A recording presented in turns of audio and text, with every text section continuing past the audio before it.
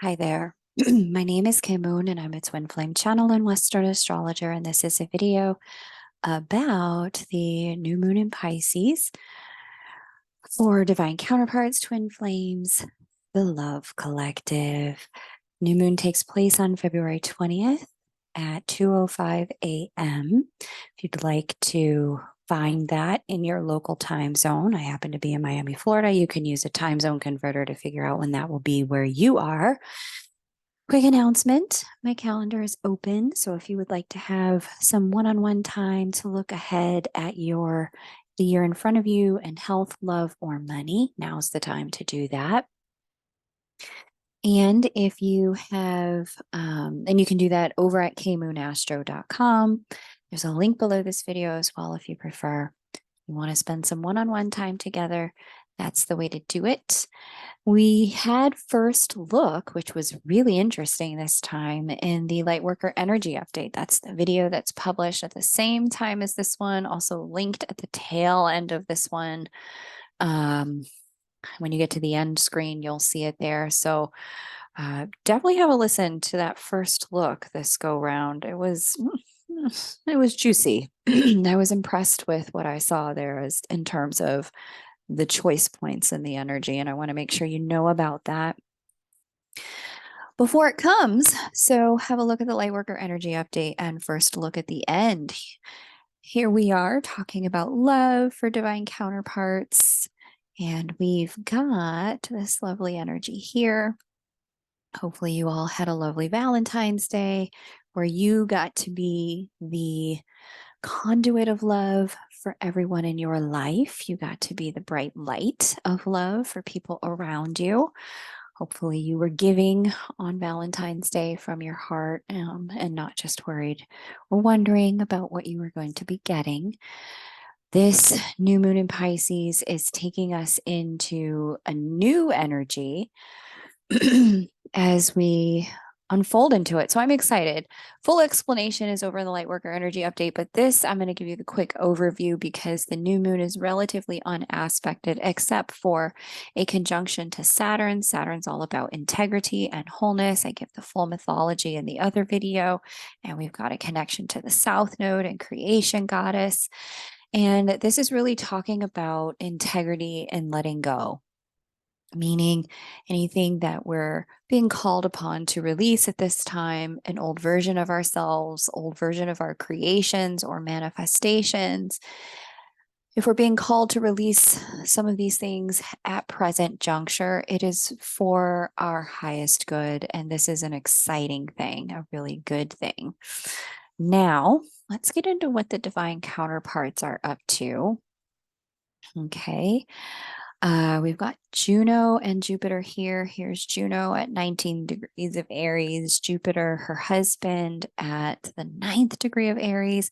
They've come all the way apart at this time. They now have another planet sitting in between them, and that's Chiron. And now they're moving into, for the first time, I mean, they're still conjunct, but this will be the last energetic update that I provide as energy of the connection itself for the last several lunations, because they've been sitting together as an undifferentiated energy, one singular energy. There's a vibe and frequency in the connection that is being beamed to both counterparts here on Earth. It's going through the same thing at the same time in certain ways, vibrationally speaking. How they respond to it and how you respond to it may be two different things, could be the same thing, perhaps from a mirror.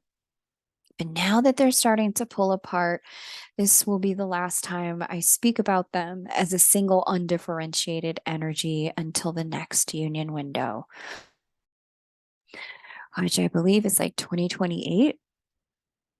They won't meet up again until then, but the energy of this meetup has it's like it's only just beginning. It's like downloading zip file, and now the rest of the year we get to open up that zip file and really install each of the union programs that we downloaded in the first 2 months of this year, first 30 days. So really exciting as a vibration and frequency. With Chiron sitting between the two of them, they are mirroring a bit of woundedness to one another. So if you and your counterpart are together in some form of 3D union, you're going to find that there is an identification of mirrored wounds. You may be really recognizing as you look at one another, like, wow, that thing that you have in you, I also have that in me. And there are real opportunities for leadership in this, with Mercury sextiling the two of them from one of the leadership signs, that's Aquarius. And it really improves the ability to talk through any triggers that may be coming up at this time and unpack the needs for wholeness together, wanting to become your best self together, wanting to learn and grow through the challenges together. Great opportunity to communicate, great time for vulnerability. There seems to be a bit of rationality. Heads seem to be calm. There's not a lot of over emotionality, although there's some. It's not the kind that could deter productive conversation. And if you've hung out with me for a while, you know that when we do have a deterrence of productive conversation, I will tell you this is the right time to focus on yourself, go journal, go talk to your therapist. But the more you try to talk it out with somebody else at this time, the more tangled you're going to be, the worse you're going to make things. This isn't one of those moments. If you are in any configuration of union and you find triggers coming up with someone and mirroring triggers showing up, great time for vulnerability, great time for conversation, great time for unpacking it, great time for making new choices together, great time for transmuting the woundedness into wisdom. Okay. Now, if you classify your connection in a format of separation, you may have the opportunity through this energy to recognize where the other's wounds are preventing union or need to be worked through. Again, in identifying it in someone else, there's an opportunity for the mirroring, because if it's happening over there, guess what? It's happening over here too. And this gives us an opportunity for getting back into alignment with ourselves, which is what this particular new moon in Pisces is all about. Saturn is about integrity and alignment with our true self, our true nature. And I explain why that's the case over in the Lightworker energy update. So have a listen if you want the full context there. And that alignment is what it's allowing us to honor what in ourselves we still need to heal or release in order for love to truly anchor and blossom in our lives. The opportunity to see that with crystal clarity comes forward under this lunation, and the opportunity to release anything that stops us from operating in love, making loving choices, saying loving words, releasing the past, forgiving the old, stepping into what's next. Anything that's stopping us from that, great time to release it. Now, in the mundane and at its lowest octave, with Chiron sitting in between the two of them, providing all kinds of triggers and like, oh, I'm not enough, because Chiron and Aries is that conversation. I'm not enough. Aries is a sign of the self. With both counterparts having briefly come together, very quickly, the story could be for some, not all. Counterparts come together, quickly getting triggered. Chiron's in the middle of them now, providing mirrors for the two of them to work through together. Unfortunately, with some of this, because the way some people just respond to triggers, it's just the way some people respond to triggers. With Juno, divine feminine, speaking to human masculine, soulmate type energy, and Jupiter divine masculine speaking to human feminine, soulmate feminine kind of energy there. With that going on, it's lowest octave of this energy, lowest vibrational point is we came together, we got triggered. Now we have turned away from one another and toward, quote, easier connections. Jupiter with Venus, there's a mild conjunction there that's going to get stronger in the coming weeks. And we've got the sextile here between Juno and Mars that will move into a full conjunction in the coming months. So that's a thing, but let's move on. I don't want to talk about that because I don't know that not all of you are going to go through that. I think, like I said, that's like, I'm too triggered to look at me. So I'm going to go take my problems to something that seems easier. Like, no, we're better than that. We can do this. We are divine creators incarnate. We can find our way to tools and teachers that can help us confront that which is triggering in us so that we can stand in a place of love, even when our knees are shaking, right? A more likely interpretation of this energy is that each counterpart is focusing on what needs attention. Okay. So, because Chiron demands attention in the place it sits in our chart, it's pretty unignorable. And both counterparts, because they're both so heavily connected to Chiron in this energy, and more connected than they are to either one of these other humans. So hopefully love triangles, not your circumstance here. But because they are both so connected to Chiron, what's a more likely interpretation is that each person is really focusing on what needs attention and mounting a journey toward their ambitions with Mars sextile, both of them. Mars is speaking in harmony to both, and Mars is talking about ambition. Okay. Chiron in between them, Mars sextiling them.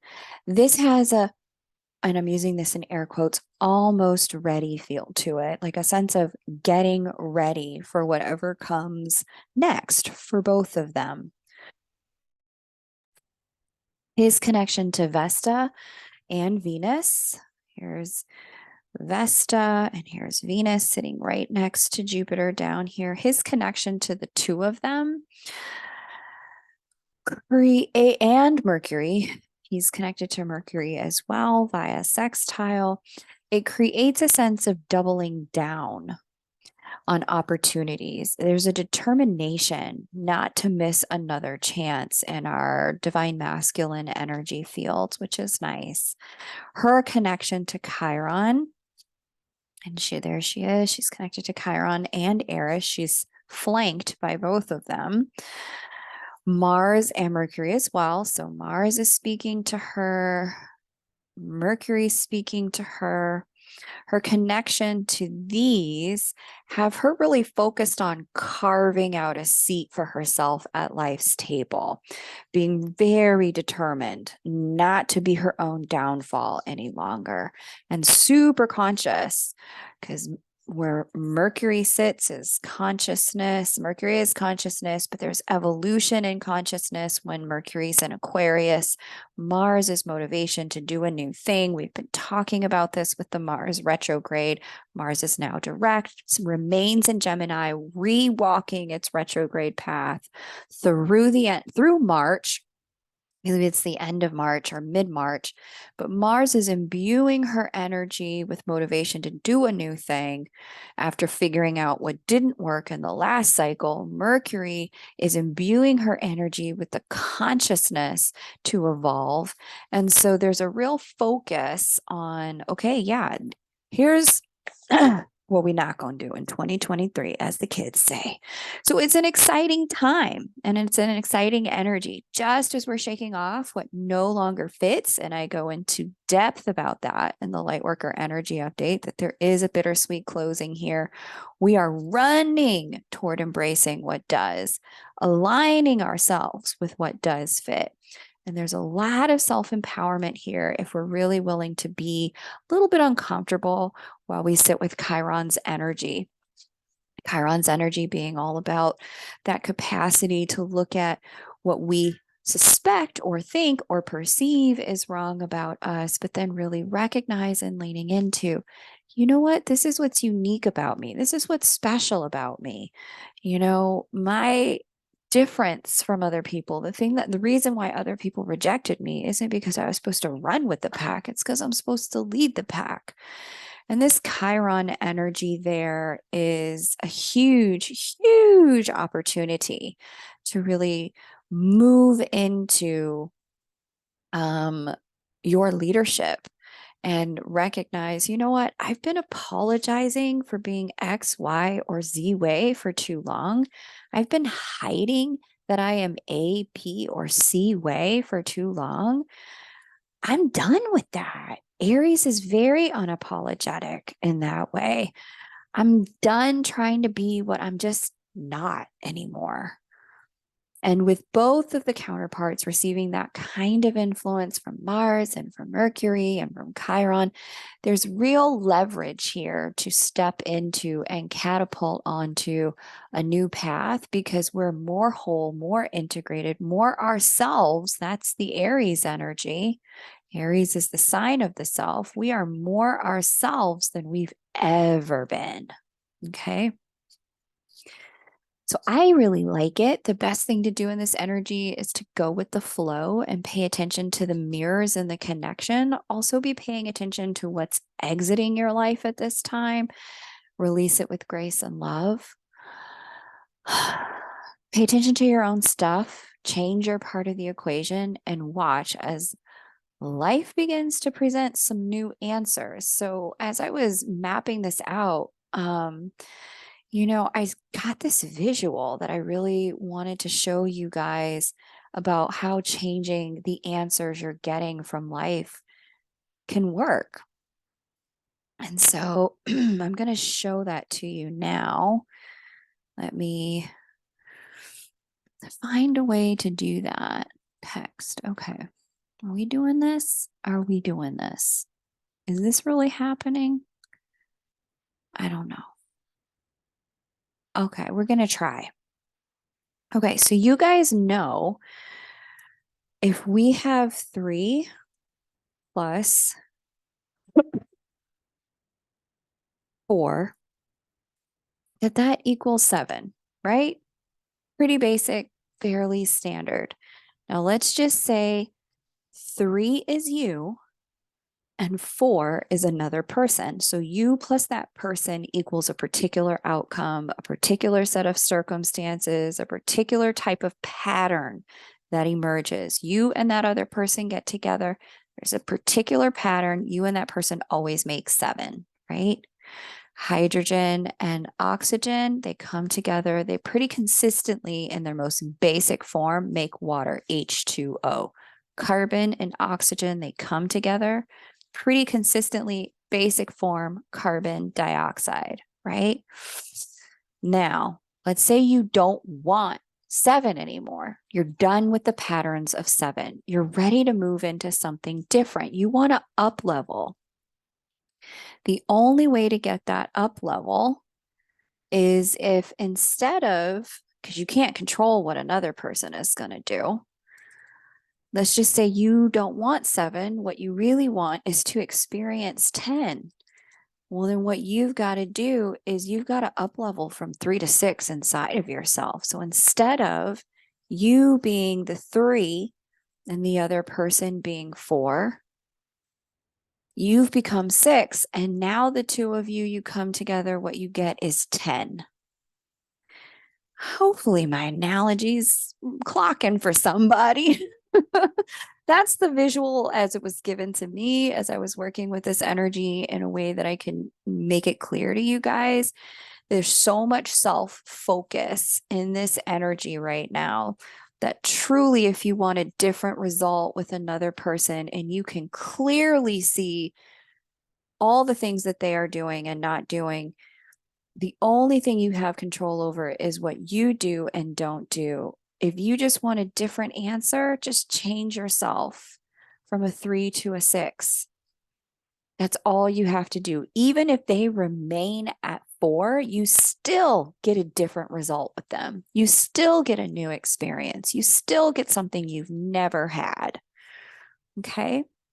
So rather than trying to get someone else in the connection to up level, this is the time to focus on our own up level, because magic and connection can unfold outwardly after the calibration period of the first 4 months has transformed us inwardly.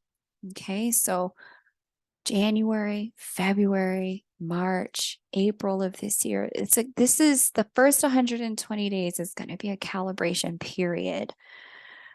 And this period of time is us integrating and digesting, again, downloading that zip file of union energy. We're going to move into an unpacking and installation stage of what's in that file in the latter half of the year. Okay. And so what we're doing right now is this mirror is what's part of this mirror that we're getting right now is like, oh, thank you for being such a loud mirror. Now I see what I need to change. Right? Now I see what I need to shift. You're such a loud mirror. Thank you so much for being so clear about where I need to transform, uncomfortable as it is to see me over there being reflected back through you, the way I treat myself being reflected back through the way you treat me. Wow. Okay. Now I know what I need to do. Shift it inside. You get a different answer outside. Cool.